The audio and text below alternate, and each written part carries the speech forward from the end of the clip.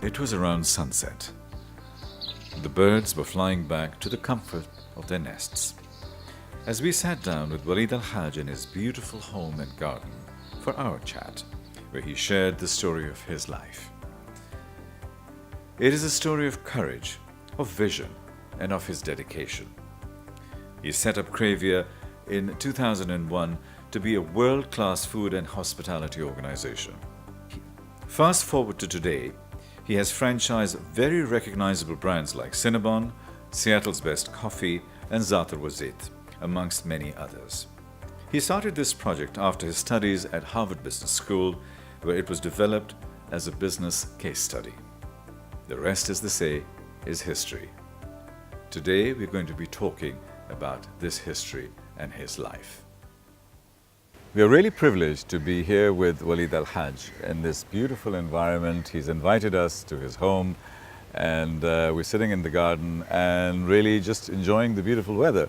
And while we're having this beautiful weather on the one hand, on the other we should have a chat about thought leadership, about your future. Walid, really thank you, Tariq. Thank you. Welcome. Pleasure to meet you, and thank you for welcoming us in this it's my your pleasure. Beautiful home. It's wonderful to do that because, you know, we end up in offices most Yes. of the time, Yes. and it's really nice. Thank you for changing the flavor.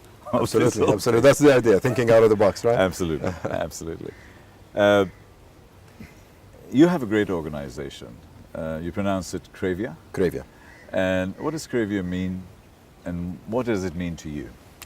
Well, the words come from craving, right? And it really stops there. Cravia as a word doesn't mean anything. It means a lot to me, of course, in more ways than one. It's, I guess it's like a baby. So I have built it with a team, of course. I didn't build it alone.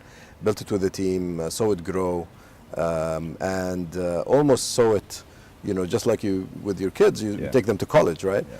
So in a way, I went through the whole process, and that's what Cravia is about. So what are the companies that are included in Cravia, and how does the whole group come together? So Cravia is basically a food franchise operator. We focus particularly on franchises and restaurants. Okay. And the brands that we have currently under the company are about 5 or 6 brands. So we have Cinnabon, Seattle's Best Coffee, my favorite Zaatar wa Zait. You always have a favorite, right? Yeah, your homegrown products are always there. Right, I mean, you know, Zaatar wa Zait coming from the Middle East, and also saw it evolve as a brand over time and helped in evolving it. In addition to Five Guys burgers from the States and Carvel ice cream. Okay, so 2 of these 4 amazing brands, one of them is Cinnabon. I look at it, smells really nice, and I try to walk past it. Please don't do that. Please don't walk past No, it. I think you try to pull us in through the smell. You probably have this sort of fan working. Tell us whether that's real. No, it's not. It's not real. Well, it is real in the sense that, you know, it's a very impulsive product. So 75% of people who shop at Cinnabon actually is not planned. Because you know, there's 3 or 4 smells in life that you cannot walk past. Yeah. The smell of fresh bread. Yes. A smell of fresh coffee brewing. Right. And Cinnabon. I cannot walk past it. Well, the nice thing is we have fresh bakery as well. Right. So they're both, you know, the cinnamon and the fresh bakery. Yeah. But we don't have fans that blow any smell out. The cinnamon smell is, you know, the aroma is very strong, and it gets around. So that's great. But it's a great pull factor for sure. It is a great pull factor, absolutely. Seattle's Best is something I use almost on a daily basis. Yeah. The only one thing that I would like you to add on that is almond milk. Okay. And the reason for that is there are a lot of people now who are lactose intolerant, like myself. Sure. So, and soya milk is not good for guys, apparently. So almond milk is the only thing left. You know, noted. I'm going to make sure we include it in our next product development discussions. Thank you. But it's an easy one, and I'm sure we can do it. And I love the coffee, so it works really well. Yeah. What about the others? What about the Zaatar wa Zait, and what was the thinking behind that? Well, you see, Zaatar wa Zait is a Lebanese concept. Right. It started out of Lebanon about 20 years ago. We took the franchise about 10 years ago. Okay, you didn't create it, you took the franchise. No, we You know, I'd like to think that we created it because, to be honest, we helped develop it. Right. When Zaatar Zayt came to the UAE, they were a small brand. They were about 4 or 5 outlets in Lebanon. So they're not your typical, you know, massive franchise. They're not the McDonald's in any way. So we, you know, with Cravia, Zaatar Zayt developed and became what is now really one of the leading brands in casual dining. So it's a phenomenal brand the way it is today. It has one of the best, I think, product mixes that allows for an all-day kind of dining. So you have, you know, your breakfast crowd, you have your lunch, dinner, after hours as well. If you're out late at night, this is the best venue after club hours. Tell us how you differentiate a brand. I mean, basically, it's doing shawarmas and saj and whatever. Yeah. What's different? What's special? What differentiates you? Yeah, I always wonder. This is really the million-dollar question, right? And if everybody knows or anyone knows the answer to this, they crack it. Look, at the end of the day, I like to always say that the brand has to be different. Yeah. It cannot be a Me Too brand. And Zaatar Zayt is truly that. And today, if you look at it, not only here, but even in Lebanon, the amount of competition that it has is very, very few. I mean, there are very few that directly competes with Zaatar Zayt. And a lot of people who tried to imitate it and failed. So what is really unique about Zaatar Zayt is this ability to get together a traditional Lebanese, you know, menu, but mix it with sort of a modern wrap concept. And this is really what evolved in the brand. And it wasn't like this when we started, obviously. But in the last 5-6 years, this has been the brand, and this has worked very well. In terms of product development, what sort of things do you do? Focus groups? Are you sort of relaxed about developing a product, or is it remain very, very focused? It depends what brand. I'll tell you a funny story. Five Guys Burgers, for example, who, you know, believe in focus, and focus for, you know, is really at their core, core value. They only sell burgers and fries and hot dogs, but mainly burgers and fries. And they've been that way for over 30 years since they started. Right. When I visited their office in Virginia, they said, and I was very new to the brand, so the father, the guy who started it, said, I want to show you our product development room. And I said, wow, great, let me take a look. And we went to a door that says product development. We opened it, and there's a brick wall behind it. He said, we don't have any product development. We focus on our products, our existing products. We make them better every day. And we don't want to, you know, sort of get, I guess, you know, lose focus. So you know, it depends on the brand. And that's the beauty of, and the difficulty and the challenge of working with a franchise. Because as Cravia, you know, you're dealing with different franchises. You're dealing with companies that believe in product development, but you're also, you know, dealing with companies that don't, and look at focus and continue, you know, being focused on a small menu. So with Zaatar Zayt, for example, product development is key. And although a lot of it happens at the franchisor level, a lot of it is actually coming from us. So, you know, I don't know if you noticed, but about a year ago we launched tandoori chicken in Zaatar Zayt, particularly for the Asian community that we have. We launched kale salad for the health freaks that we actually sometimes maybe, you know, exclude by the menu as it used to be. So a lot of the product development comes in from talking to customers. We do not conduct focus groups. Right. I mean, there are situations where you need it to understand your brand and understand the direction, but at the end of the day, it really is the interaction with the customer when they're in the restaurant, which means talking to, you know, your waiters, talking to your managers, and actually being there to talk to the end consumers themselves. In the inimitable style of Hollywood and Bollywood and Lollywood, whichever way you want to look at it, let's do a flashback to your early stage of your life. Right. Where did you grow up? So I was born and grew up in Saudi Arabia, Right. in a small city called Al Khobar, Saudi Arabia. I know Al-Khobar. So Khobar is one of the smallest cities in Saudi Arabia. And I have to tell you, I mean, I know you're doing a flashback, but I want to tell you again a little bit of a proud story that I always like to say. So we opened Five Guys in Al Khobar about 8 months ago. Right. And this was the second store we opened in Saudi Arabia after Riyadh. And again, I mean, we opened it because there was an opportunity, we got a good site. But not in my wildest dreams did I think that actually Al Khobar will turn out to be the #1 store in the world. So imagine, I mean, you know, they have this, my home city, my hometown. It's a small town. It's not Riyadh, it's not Jeddah, it's not Medina, it's not Mecca, yet performing very well. But yes, I grew up in Saudi Arabia. I grew up in Al Khobar, went to school there, went to university there, and then worked for Procter & Gamble in Jeddah in Saudi Arabia for a couple of years, and then moved on to do my MBA in the States at Harvard. And then came back to the family business. And the family business in Saudi is also in food, but not in restaurants. So my father established a food business that deals with distribution, manufacturing, logistics. So I sort of took over with my brother when I came back from college, from master's in 1995. A few years later, we had the opportunity to expand into the UAE. And, you know, I mean, at that time, I thought to myself, wow, you know, that was 99. I said, wow, the UAE is a great place. I want to, you know, have a piece of it. And, you know, I wondered if it had reached its maximum, imagine, in 99. So we moved, we got the business. The Cinnabon franchise was the first one we acquired. And little did I know that the UAE and Dubai in particular was just getting started. So as a youngster, were you a naughty child? Were you a problem child? Or were you well behaved? Well, I don't know about problem child. I don't know about problem child. I think I was well behaved, but I was not your calm child. So I remember, you know, in grade 1, and my mother actually keeps telling this story. I ran away from school, and didn't run away. I mean, ran away and came home. And my mother was shocked. You know, 10 o'clock in the morning, she opened the door, and I had this little kid, 7 years old, who actually walked from school. You know, 8-9 blocks minimum. And I stood there, and she said, what are you doing here? And I said, Mom, you know, they're not teaching us anything new. So I guess I was naughty, I'll confess.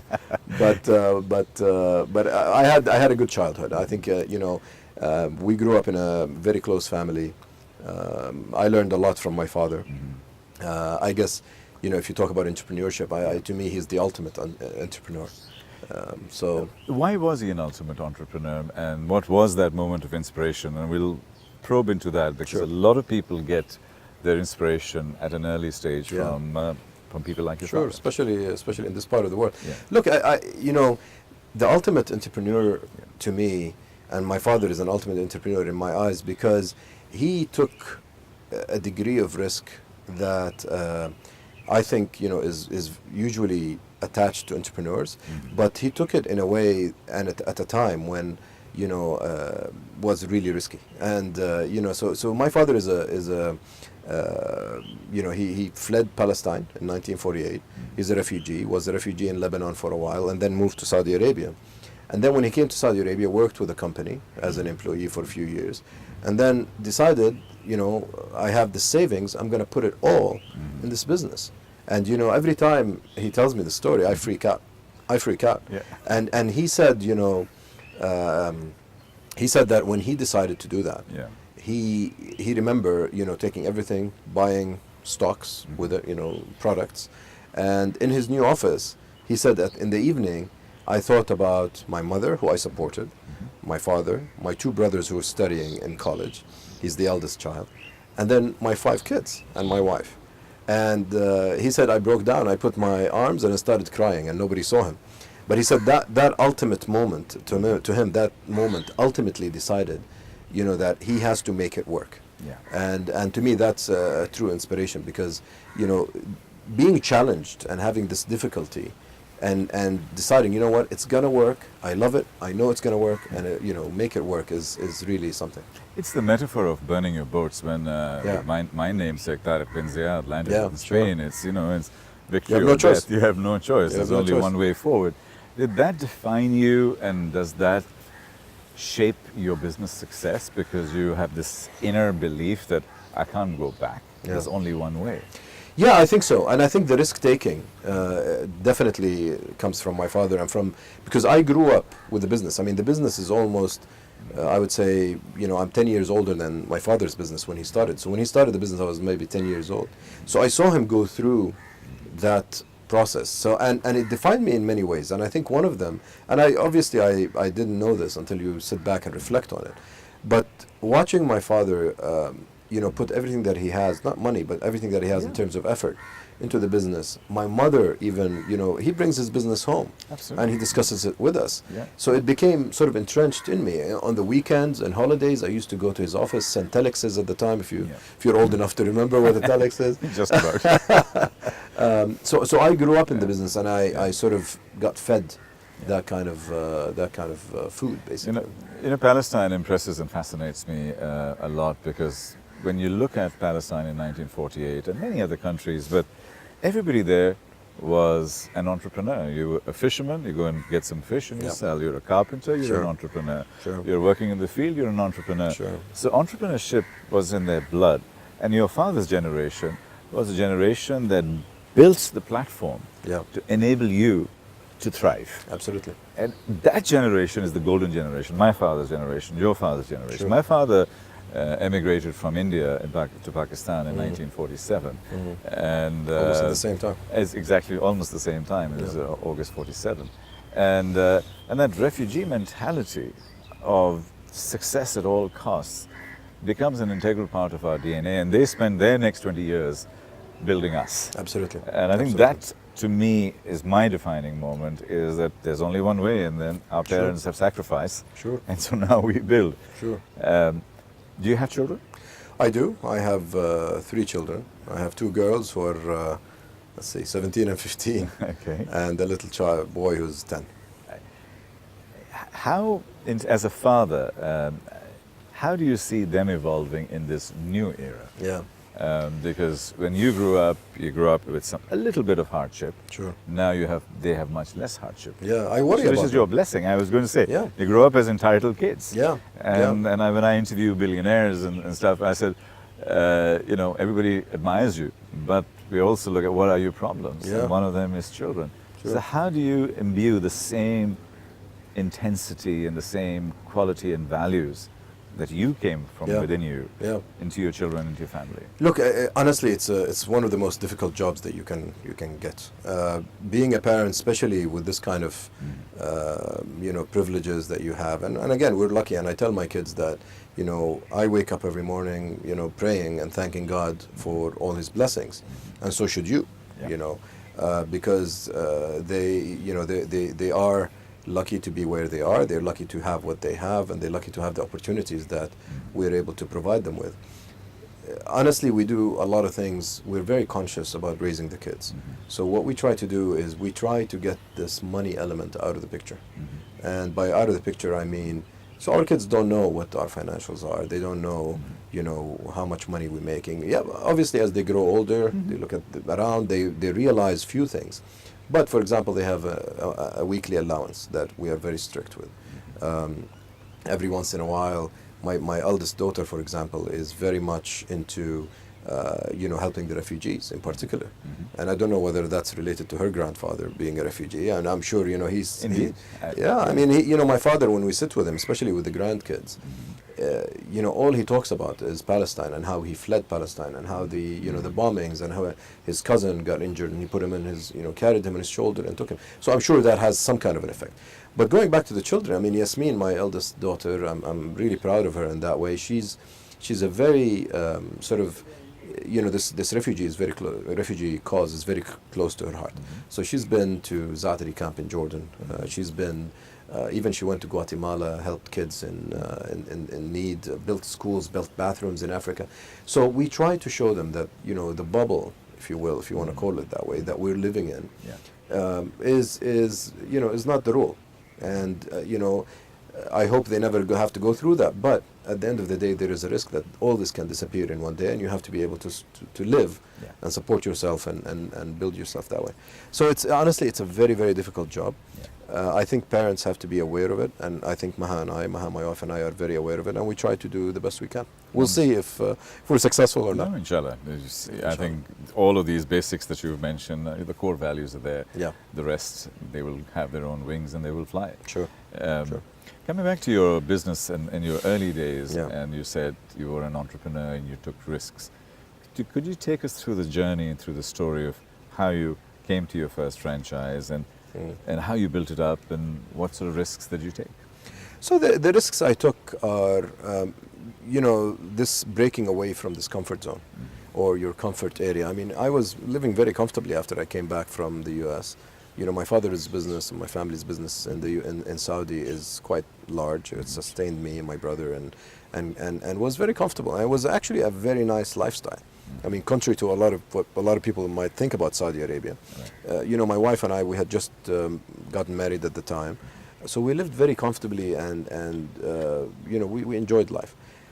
I think the main risk, I mean, I didn't take as big a financial risk as my father did. I didn't put everything I had in one basket and wished for the best. But I think what I've done is I wanted to, you know, I pulled my, if you will, pulled the roots out and said, you know what, I love the business that I'm in, I love my life, but I want something different. I want to feel that I've created something. And this is really the drive that drives me. It's not money and it's not recognition. I mean, yes, sense of achievement in a long way, in a big way, to see and to ensure that you see something that grows and that you helped grow is a big thing. But taking that tree, pulling it out of the roots and trying to plant it somewhere else was a big thing for me. And a lot of people discouraged me to do it.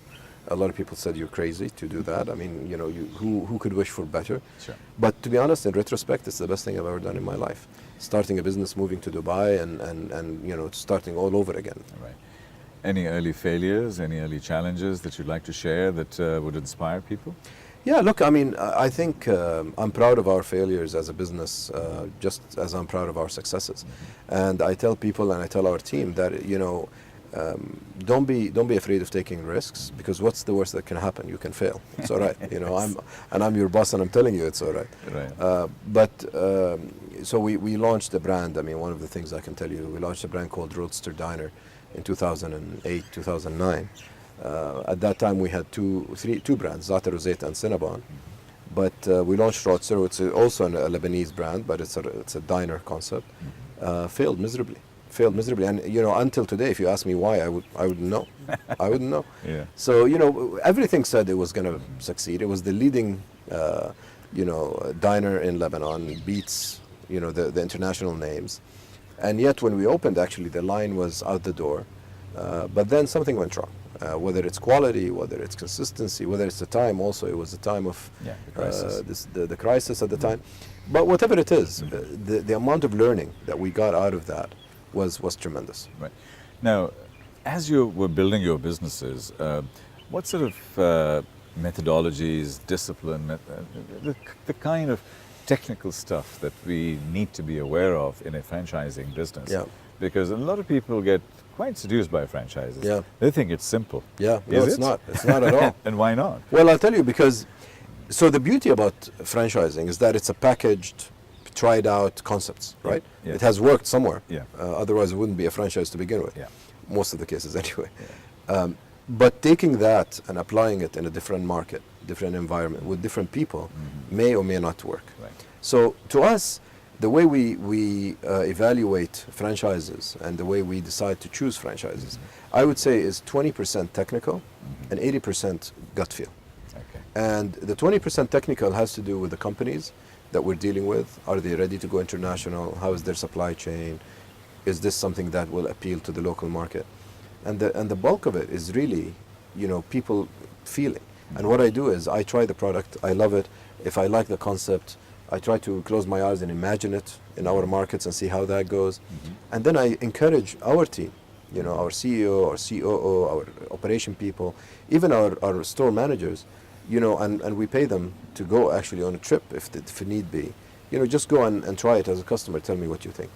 And you'll be amazed by the amount of feedback and insight you get from that. Franchising has always seemed to me to be a very process-driven and operationally intense business. Yes. Would I be right in thinking that? Absolutely. And is that your core energy that is derived from that, or is it something more than that? I think there are two things that drive me as far as the franchising business, and I'm talking about me personally, which I think has sort of cascaded down to the company. Number one, we believe in brands. So the idea of, you know, we're getting a franchise so that tomorrow we can make a big buck and turn around is not in our books. Right. You believe in brands means you invest in the brand. Za'atar Uzayt, and I'll, you know, maybe this is a company secret, but I'll share it with you, was losing money for the first 3.5, 4 years. although we were very successful on the commercial side, I mean, the Right. stores are full, but we're losing money. The business model didn't work. Right. Yet we continue to be fully invested and vested in the brand Right. because we believe in the potential. And today it's one of our best brands. So the idea of believing in brand is very big. That's number one. Number two, operational excellence is actually in our vision statement and in our core values. So when we execute, we don't care how much it's going to cost. We're going to execute to the best that's possible. And that reflects in the quality of the product, the service, the overall experience. And this is how you differentiate yourself. And all you have to do is walk around in Dubai Mall or on Tahliya Road in Riyadh today and look around you as far as how many competitors you have. And if you don't distinguish yourself Yeah. by executing, the best way, people won't come to your door. Yes, I think, and experiences are from there. Now, in terms of people, what kind of people are you looking for? What's that special DNA, that special secret sauce that you're looking for? So I'll tell you, we in our business, they say the success is about location, location, location, Yes. right? I think the success is people, people, people. Right. It really is. And I don't say that out of, just buzzwords. It really is all about people. The way we look at people, the way we interview and screen for people, again, 10% technical, maybe 15% technical, and 85% or 90% is really people. So, for key positions, for example, that I interview for, the person who I'm interviewing has already gone through 4 or 5 interviews with other people in our organization. I know he's technically qualified, right? So there's no point talking about his experience or, what is he good at or what is he bad at. I talk to him about his family. I talk to him about where he envisions himself in 10 years. I try to sense from him what is his real core values and trying to understand and see if that matches with our organization. Because he could be the best manager in the world, but he may not fit with Cravian. Yeah. And I think that's today really, and if you walk into our office, you'll get a feeling of that. It's one family. And what that allows you to do is allows you to have huge amounts of loyalty. Cravia, actually we did a study at one point. Cravia is among the highest, has the highest retention rates in the whole industry. So we have people who, for example, a team of I think 5 or 6 that started Zata Rosate on the management side are still with us. The guy, one of the first employees, and I'm proud to say this, one of the first employees at Cravia is a barista at Seattle Best Coffee in Abu Dhabi, which is our first store. Today he's an operational director. He's the second person in charge. The accountant who started with us has been with us 15 years, and goes on and on. Right. And there is so much value being driven by loyalty, both, from a financial perspective and also from, a motivation and inspiration perspective. How do you inspire such loyalty? Because these are very, very creditable numbers. Yeah. What do you do to inspire that loyalty? I'll tell you, Tariq, at the end of the day, you have to remember that who you're dealing with, they're not employees. I mean, they're people, right?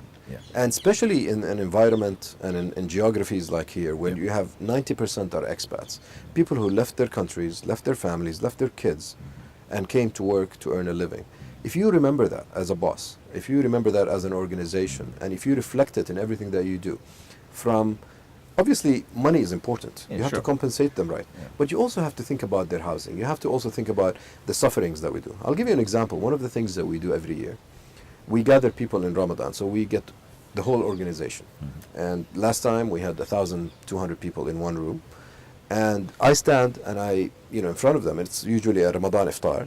And that's why most of the stores anyway are closed. So I stand in front of them and I say, okay, I'm here. Ask me any question you want. When we were 5 or 6 stores, I could go around and meet everyone. But when you're 75 restaurants in 3 different markets, it's impossible to do that. And the amount of feedback that I get, it's inspiring, honestly. And it's not about, saying how great we are, but it's about, what? Our housing, our buses are not comfortable. They're late. We get stuck in traffic. How about we change the times of, the different shifts?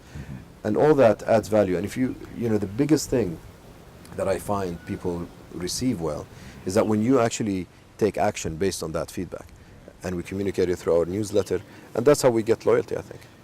Are you using any kind of modern techniques to communicate with your 1,200 team members? So we have a newsletter that goes out to all the employees across all the countries. Physical or digital? A physical one. Okay. I'm again. We try to look at the digital, version of it, but we have to be practical. Not everybody's going to open the digital one. So what we do is we have a housing building in Sharjah. We put 500 stacks there. Sure. We say give it away to our restaurants. And the reason I'm asking that question is that, which is preempting a future question, is when we're looking at scale, how do you grow from 1,200 people to 12,000 people? Yeah. How do you, rather than growing by 10, 20% a year, how do you grow 10x? How do you grow 10 times? Perhaps with difficulty, but what are the basics that the building blocks, the toolkit that you've placed there? Yeah. What is that toolkit that enables you to grow from 4 great franchises to 40? Yeah. How would you do that? I think the key, and I'm speaking out of our experience, and every company may have a different take on it. Mm-hmm. But the way I look at it is you have to be able to empower people at different levels of the organization. The second thing that you have to do is you have to be able to provide the foundation for growth. And this is, I think, is a key, pitfall that people fall into every once in a while. And that is, when you build a building 100 stories high, if you don't have the foundation to support it, it's going to collapse at 20th floor. Yeah. And, we have built the right infrastructure and we invested ahead of the curve. So we built the organization long before we had the volumes, in the hope that we're going to get to these volumes. I think that's the story of Dubai. They built Absolutely. dry docks before the ships were there. Yes. They built the airport before build the it and passengers they'll come. Build it and they'll come. And they will come. Yeah. Now, so you've obviously built a great organization which has loyalty and there's obviously a special touch. If somebody wants to apply to you, what would you look for? And what are the core values and what should be on their CV? What do you see on a CV when it arrives on your desk? So, I glance over the experience. I understand. Yeah. I care about loyalty a great deal. So someone who's jumped, ships every 2-3 years does not appeal to me. Yeah. The other thing is when I sit with a person, I need to understand what their dreams are, what they're looking for. I want someone who can, in 10 years from now, we can sit together and talk about this company and he's still with us, being part of this family. Yeah. So, we want to understand what their aspirations are, what their core value is, and see if that fits within the organization. The industry is changing, the way people apply for jobs is changing. In our lives, if we had 3 or 4 jobs in our lifetimes, we were doing fine. Yeah. In our parents' lives, it's normally 1. If they're doing badly, it's 2. Sure. But a young person coming in today has lots and lots. Yeah. So one of my questions from that is, the old measure of moving different jobs is just somebody being curious and learning lots of things rather than lack of loyalty. Sure. Would you subscribe to that, or you don't feel that? Partially I do. Okay. Partially I do. And I tell you, when we look at the resume, if we look at someone who's jumped companies 1 or 2 years apart in the same industry, I would raise a question mark. Right. Because it means that they want to be in the industry, but they're just trying out, or maybe they're not, successful in certain setups. If they're switching jobs within industries or across industries, then that is something that I aspire to, and I would actually sit with that person and understand that maybe they found, their dream in our industry. There's a Yale professor who came up with what he called a reverse CV, a flip CV, which is he wrote about his entire list of all his failures in his life and what he learned from them. And the things that he missed, the things he didn't do, but each one of them was a learning experience. Yeah. If that CV arrived on you, on your desk, what would you do? I would call the guy for an interview immediately, because somebody who looks at a job, a career that way, is the right way. I think it's all about trying. It's all about taking risks. And if there are no failures, I think there's something wrong in that formula. What's next? You've built the platform. You've got the baseline there. Yeah. How do you grow from here? And what wakes you up in the morning and says, to jump out of bed and say, here's another day, I'm going to go out there and do something fresh? At the core of what drives me and at the core of the values of Qreivia is growth. I think, stagnant means getting, you're going to die in few years. If you don't grow, you're going to die in a few years. And I aspire to that and subscribe to that concept a great deal. So what keeps me up at night, if you will, if I take a different spin at what you're asking, is how do we grow? Yeah. And how do we grow in an environment that's extremely competitive, that that's becoming more and more difficult to do business in as well. I mean, whether it's here or in Saudi Arabia or in Bahrain or in Qatar, whatever the markets that we're in. And at the end of the day, how do we grow depends on, I believe, truly, at the people that you have in place. And what I try to focus on as we grow bigger is my ability to try to spot opportunities, spot new brands, even create our own brands at one point, and being able to get that and then try to take it and run with it. We growing, actually, I think growing from scratch to where we are today is much easier than growing from where we are today to where we aspire to be. Right. And I think that's going to be the next challenge. So, talking about challenges, what do you think is your biggest threat in the environment? Is it technology? Is it health-related products coming in versus the more traditional franchises, which are more impulse-based? Yeah. What do you think is the key threat to you? I look at threats from a totally different angle, to be honest. I don't see it to be product-related. Yeah. I see it to be more sort of talent-oriented. Okay. And I think, attracting and maintaining the right people is going to be the biggest threat and the biggest challenge. Yeah. And the reason why I say that is, just the amount, first of all, the amount of competition within the industry, but also more importantly, the new industries that come in that attract the young crowd. Yeah. People want to be in technology more than food, sexier, right? And it's more, I guess, maybe more challenging to some of them. So how do we make our company, our organization, compete not only in the food industry, but compete across all industries to attract the right talent? I think this is going to be the biggest threat. Let me take you back to your Harvard Business School case study and what you did there. Yeah. We're both Howard alums, so we're in good company. And Professor Linda Applegate, I think she inspired you. Yeah. Tell us about that journey and what it meant and what did you learn and how can we share that? Well, I'll tell you, 25 years ago, or maybe less, I was sitting in a classroom as a year one student in the MBA program at Harvard. I had just met my to-be wife, who was my fiancée at the time, and I wanted to impress her and take her to an HBS class, right?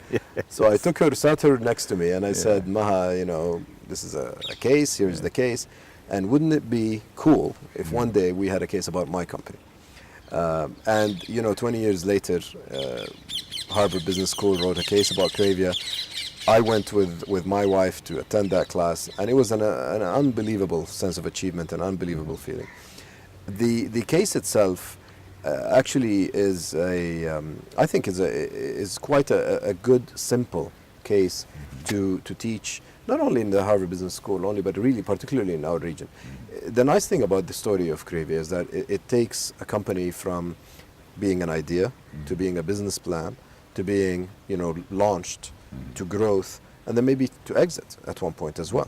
So when you see all that and people, I was in Harvard as well in November last year in a Harvard Arab Weekend conference, and the majority of the people who attend are young students, Arab students from all over the States, and really they were very, I would say, I went there to get to inspire. I got inspired because the amount of energy that exists from these people, what they want to achieve, and and what they want to take back to their countries, and the businesses they want to establish is phenomenal. So it's been an inspirational process for sure. You were discussing your case study, and so what did you feel when you and your wife were there listening to your case study and your company being discussed by hundreds of students? Tell us your emotion then. I'll tell you, talking about it right now gives me goosebumps. I was going to say, maybe tears. Well, I'll hold myself, but it was very emotional. It was extremely emotional. You have no idea how, the sense of pride that you have when you're sitting among 100 bright students, right? You're talking about Harvard, the brightest of the bright, who are talking about your company. Because in the initial stage of the class, you sit back and they discuss the case. They talk about the company, what you did right, what you did wrong. And I was really overwhelmed by the emotions. I mean, the value that I got out of there was also interesting. I mean, there were a lot of ideas that came, bounced right, left, and center. But at the end of the day, the emotion and that satisfaction and that feeling of achievement was phenomenal. In the same vein, let's now look at the next stage of your life. Let's visualize that today is your 90th birthday. We've come here to E173 and we're celebrating your birthday. Right. What will we be saying? What have we achieved? what will your daughters be doing? First, I'll be grateful I'm alive. You will be, don't worry. That would be a big thing.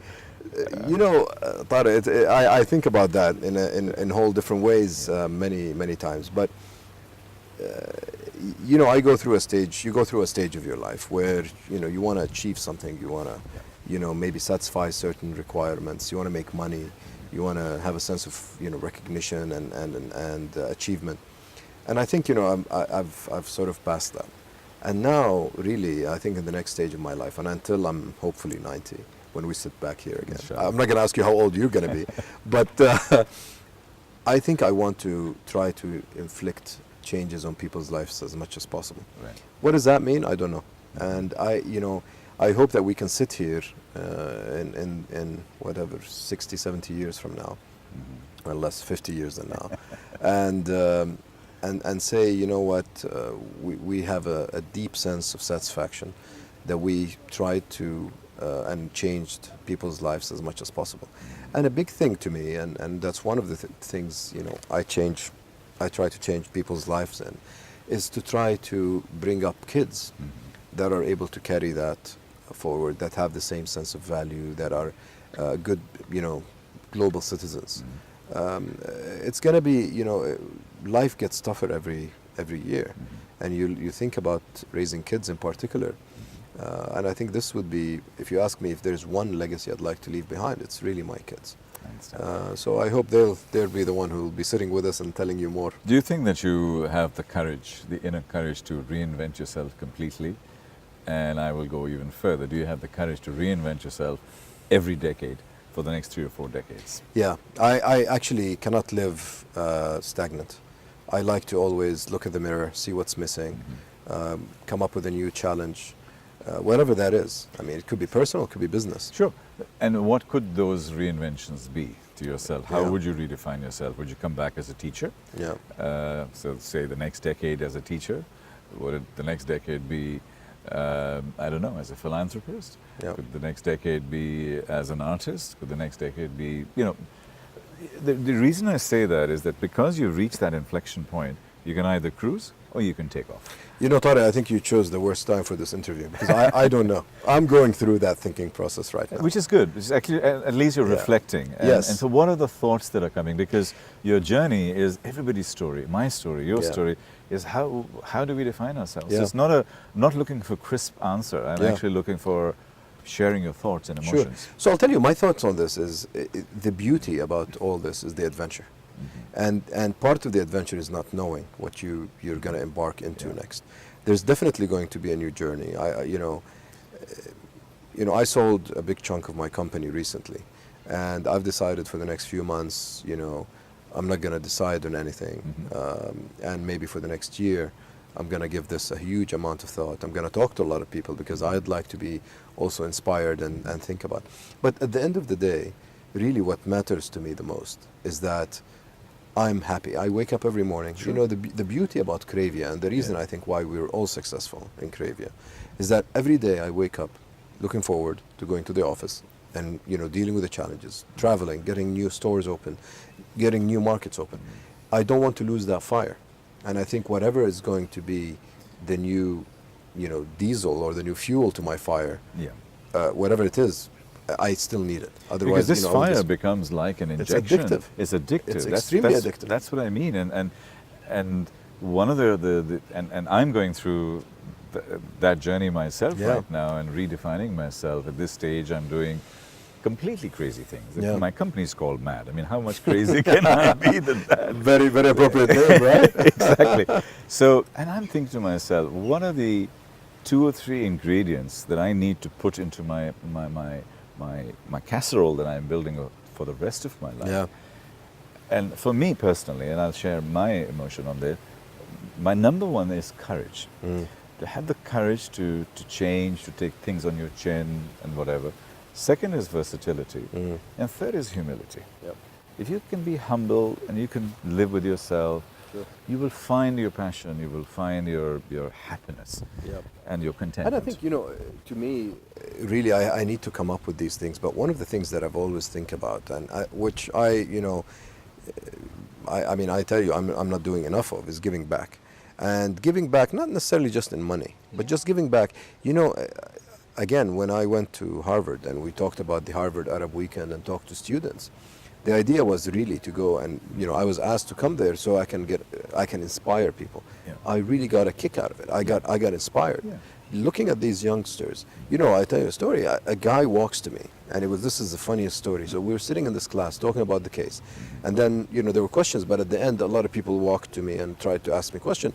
90% of them from the Arab world, and then this Chinese guy walks to me, and he looks at me and says, "Can I ask you a question?" I said, "Sure," and he started talking in Arabic.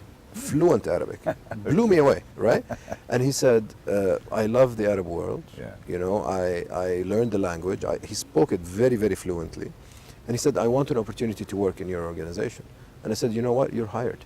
You're hired because that kind of drive, that kind of inspiration, and I'm hoping that in the next 10 years of my life, that I'm going to face inspiring people and inspiring stories that would let me decide what to do next. However, one of the things that I will always be, at least the way I feel now, and things can change, I'd always like to be in the entrepreneurship sector.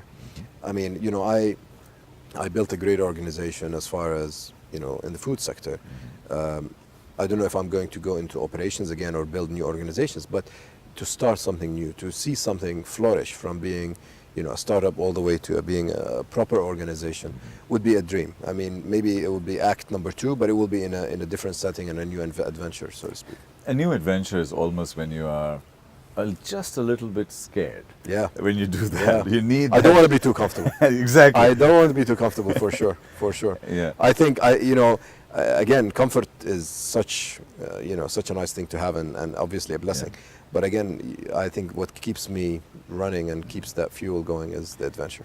What advice do you give to young people in terms of what they should do to emulate you and be inspired by you in terms of leadership? What I've done is not unique to me, and there are so many stories, especially in the Middle East and the Arab stories, and we talked about it. They're not out there, but there are so many stories. One of the things that I always tell people who are looking to establishing their businesses and who are looking to being in the entrepreneurship sector, be driven by your passion. Yeah. If you wake up every morning loving what you're doing, I guarantee you, whatever it is, if it's cleaning the streets or cleaning cars or selling technology or selling food, at the end of the day, if you love what you're doing, you're going to be so successful in it. And being persistent. I mean, a lot of people today, obviously chase a dream and try out, and they're being curious and looking at many things. But just, if something is failing, you try again, you try over and over again until you get it. And one of the things, by the way, when I was a young kid and you were asking me if I was naughty or not, one of the things that always used to be told to me is that I'm stubborn. And it was given to me as a negative, by the way. Yep. But it's probably one of the most positive things a person can have, and you can look at it in a different way. Indeed. Not giving up, staying persistent, and staying stubborn is key. Yeah. Stubborn about vision, stubborn about achievement. Yes, exactly. And flexible on execution. And flexible on execution. Yep. Absolutely. What advice would you give to your 25-year-old self, yourself? Well, I would take more risks earlier. Even more? Even more. Even more. I took this risk of coming here and establishing Cravia when I was 35 or 34. Right. I would have taken it fresh out of college. I interviewed a guy who's now a billionaire, and he left school when he was 16. And I asked, what was your biggest regret? He said, I wish I had left school earlier. So he is completely raw. He's from Africa. He's from Rwanda. And he's completely raw. And that has that naivety, Sure. that energy is quite amazing. What advice do you give to to employers, people who are now, because this region needs jobs. Yeah. What advice, you as an employer, and what advice would you give to employers in terms of the nature of people that you can hire and how to empower a whole new generation? Because there is a lot of, people are losing a little bit of hope. Yeah. And we need to energize them back Yeah. again. I think the key of the point about empowerment is extremely important. You know, I find people hiring employees for the sake of doing a job, Yeah. rather than really building a business and growing a business and so on. And I think this lacks. The other thing that you know, as an organization, I think Cravia has, which is very unique in this region, is this focus on corporate culture and the ability to create a harmonious culture among, you know, 1,700, 2,000 people that can bring them together and keep them together. I think these two things are very important. They give the sense for the employee, for the new, you know, graduate or whatever it is, a sense of belonging. And I think that's something that's not available and lacking in many organizations. Is there anything that I have missed? Would you like to share? Would you like to add? Because I may not have asked you that question. No, I think the only thing I would add is this value of family, and I believe strongly in the family values that I was brought up with, that I also try to instill in my kids, and that usually, you know, goes unnoticed. But to me, it was a huge support, you know, system. I think without my wife, my parents, my kids even, I don't think I'll be where I am professionally. So I think, you know, finding the right support system, whatever that is extremely important for the entrepreneur. We are here with Walid Hajj, who is a wonderful family man, and he's spoken about the culture and the values there. He's built a great organization. He has the most loyal team you can ever find. And he's at that stage and that inflection point in his life where he can take off. And he has wonderful plans for the next 40, 50 years until his 90th birthday.